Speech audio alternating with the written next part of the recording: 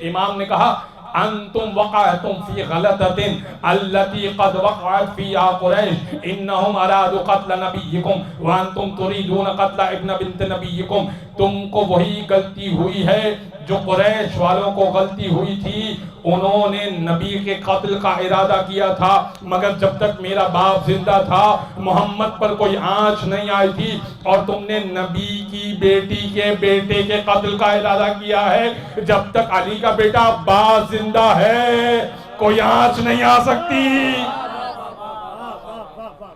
یہ ہے عباس ابن علی کی طاقت۔ جب عمر سعد نے کہا نا، جب عبید اللہ ابن زیاد نے کہا، کیا کہا؟ کہا کہ عمر سعد سے کہا کہ خیمے گن کے بتاؤ، خیمے حسین والوں کے خیمے گن کے بتاؤ۔ 8 محرم کو خط لکھا،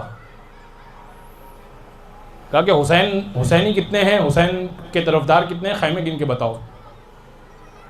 عمر سعد نے جواب میں خط میں یہ لکھا کہ ہم نے اپنی تلوار تیز کر کے رکھی ہے اور نیزے ہمارے بلند ہیں۔ عبید اللہ تک خط پہنچا، عبید اللہ نے 9 محرم کو پھر خط بھجوایا، کہ میں پوچھ رہا ہوں کہ حسین والوں کے خیمے گن کے بتا دو، تمہاری تلوار کے تیز ہونے کا نہیں پوچھ رہا، حسین والوں کے خیموں کی تعداد بتا دو۔ تو اس نے عمر سعد نے لکھا کہ جب تک عباس موجود ہے ہم میں یہ جرت نہیں ہے کہ ہم وہاں قریب بھی جا سکیں۔ بس حضرت عباس آئے، آنے کے بعد کہنے لگے آقا اجازت دیجئے گا، جنگ کی اجازت دیجئے گا۔ حسین نے کہا کہ عباس آپ میری لشکر کے علم بردار۔ فنظر یمینا و شمالا، عباس نے دائیں دیکھا، عباس نے بائیں دیکھا۔ آقا کون سا لشکر، کس کا میں علم بردار ہوں؟ وہ لشکر تو رہا ہی نہیں۔ عباس تمہارے ہونے سے بیویوں کو حوصلہ ہے، عباس آپ مت جائیے۔ بہت اصرار کیا، حضرت عباس صبح سے اصرار کر رہے تھے، لیکن حضرت عباس کو اجازت نہ ملی۔ ہر شہید جب گرتا تھا نا، حضرت عباس لاشا اٹھانے کے لیے جاتے تھے۔ حضرت عباس چاہتے تھے کہ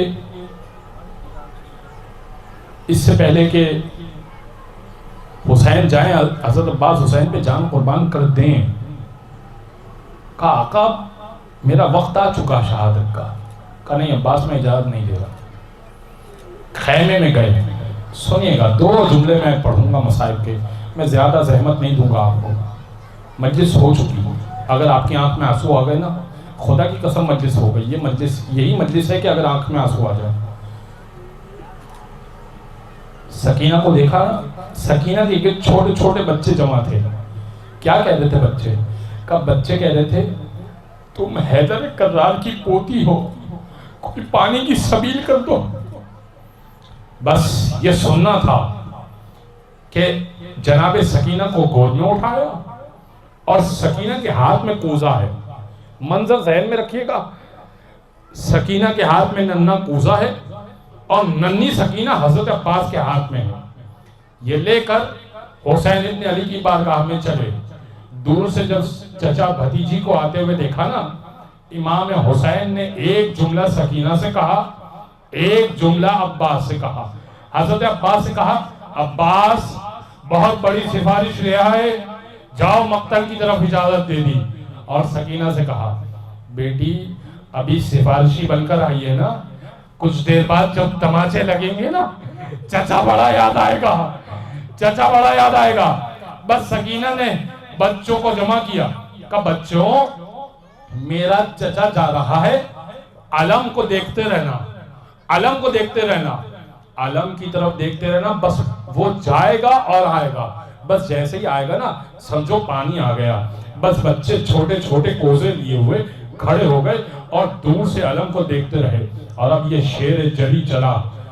کس شیر کی امیر عنی سے کہا نا, کس شیر کی آمد ہے کہ رن کانپ رہا ہے, رستم کا جگر زیر کفن کانپ رہا ہے, ہر قصر سلاطین زمن کانپ رہا ہے, سب ایک طرف چر کے کوہن کانپ رہا ہے, شمشیر بکف دیکھ کے حیدر کے پسر کو, شمشیر بکف دیکھ کے حیدر کے پسر کو, جبریل لرزتے ہیں سمیٹے ہوئے پر کو.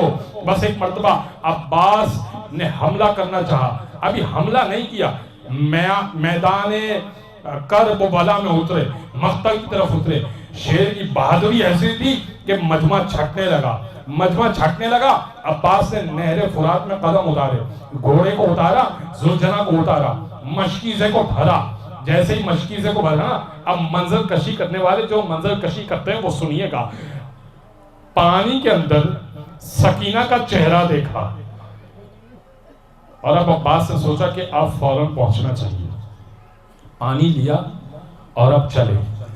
علم بھی سنبھالا ہے, مشکیزہ بھی سنبھالا ہے.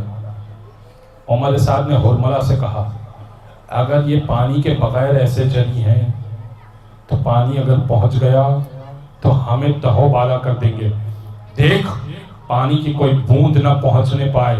بس ایک مرتبہ عباس کے دائیں بازو کا نشانہ لیا, ایسا تیر مارا دایاں بازو کٹ کے گر گیا.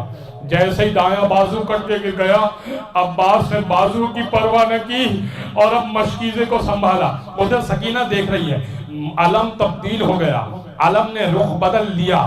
کہا بچوں علم نے رخ بدلا ہے, زمین پر گرا نہیں ہے, پانی آ رہا ہے. اس کا مطلب یہ ہے پانی آ رہا ہے. اور اب علم آتا رہا, دور سے دکھ رہا ہے علم آ رہا ہے. اب بایاں بازو بھی کٹا. جیسے ہی بایاں بازو کٹا, عباس نے دانتوں میں مشکیزے کو, اللہ جانے کہ عباس نے کس انداز سے دانتوں میں مشکیزے کو پکڑا, لیکن عباس نے دانتوں میں مشکیزے کو پکڑا. اور اب ہرملہ نے مشکیزے کا نشانہ لیا. جیسے ہی مشکیزے کا نشانہ لیا نا, مشک سکینہ چھپ گئی, عباس کی ساری آز بہ گئی. بس تم رو چکے دو جملے. میں ایک ذاکر کے خواب میں بی بی فاطمہ کے مصائب جو پڑھنے کا کہا, بی بی فاطمہ نے کہا اے ذاکر تو سارے مصائب پڑھتا ہے لیکن میرے عباس کے مصائب کا حق ادا نہیں کرتا. کہا بی بی کیا شہادت صحیح سے بیان نہیں کرتا؟ کہا نہیں. تو مصائب صحیح سے نہیں پڑھتا. کہا کون سی مصیبت نہیں؟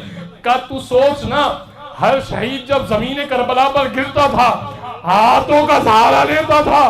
میرا عباس جب زمین کربلا پر آیا تھا منہ کے بل زمین کربلا پر آیا. عباس زمین کربلا پر آیا. حسین نے آواز دی, حسین کو آواز دی. حسین نے کہا الان انقصر ظہری, ہائے میری کمر ٹوٹ گئی. عباس کے بس دو جملے سنیے. عباس کے سرحانے پہنچے. کہا بھیا کوئی خواہش ہے؟ کہاں؟ ایک خواہش, دو خواہشیں, دو وصیتیں میری. کہا پہلی وصیت تو یہ ہے میرا جنازہ اور میری میت خیموں میں نہ لے کے جائیے گا. سکینہ سے پانی کا وعدہ کیا تھا لیکن پانی نہیں لے کے جا سکا, بس میری میت نہ لے کے جائیے گا. کہا اور دوسری کوئی وصیت؟ کہا دوسری بھی وصیت ہے. کہا میں نے ماں سے سنا ہے کہ جب میں نے آنکھیں کھولی تھی نا تو آپ کا دیدار کیا تھا, لیکن میں کیا کروں کہ میری ایک آنکھ میں خون ہے اور دوسرے آنکھ میں تیر لگا ہوا ہے. مولا اگر زحمت نہ ہو عبا سے تیر کو خون کو صاف کر دیجئے تاکہ وقت آخر آپ کی زیارت کرتے کرتے میں اس دنیا سے چلا جاؤں. اور مولا آخری جملہ, مولا یہ زحمت بھی نہ دیتا اگر میرے ہاتھ سلامت ہوتے. ایک کہا کہ جیسے ہی مولا نے آنکھوں کو صاف کیا نا, عباس نے چہرے مبارک کو دیکھا. جیسے ہی چہرے مبارک کو دیکھا نا, حسین نے کہا عباس میری بھی ایک خواہش ہے, تم نے مجھے ہمیشہ آقا کہا, ہمیشہ مولا کہا, آخری جاتے جاتے بھیا کہہ دو. عباس نے آنکھوں کی طرف آسمان کی طرف دیکھا. پالنے والے میری لاج رکھ لے. ادھر عباس سے لب کھولے, روح قفص انصری سے پرواز کر.